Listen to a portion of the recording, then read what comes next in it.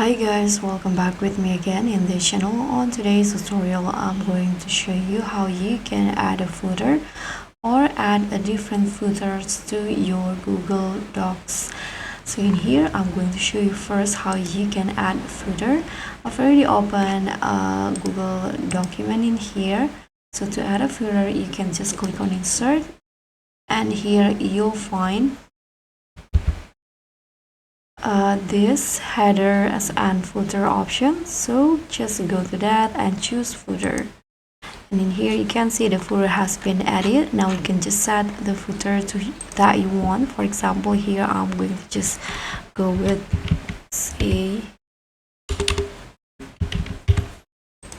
okay, and after that all the footers will be set for all the pages. If you want to, you can click on this. If you want it different for the first pages, and you can add another one in here for this for the next page, you can go to the same steps, choose footers, and here set the new footer. For example, I'm going to just go right example, and then the next page will follow the second page. So if you want to set a different footer for the next page in here, the last page, so what you need to do is click on the previous page that you want to set a different footer. So the second page in here, go to the end of this sentence, and then here you can go to insert and choose break and select section break.